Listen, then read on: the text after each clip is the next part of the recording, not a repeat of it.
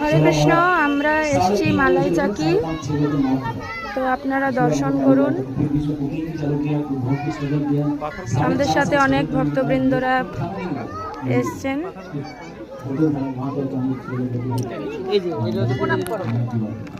আর ওটা হচ্ছে মালাই চাকি। ও সেই কার যেন বকাসুর। এটা হচ্ছে কুন্তি দেবীর প্রদীপ। কুন্তি দেবী এই প্রদীপ দিকে মহাদেবকে আরতি করতে হয়।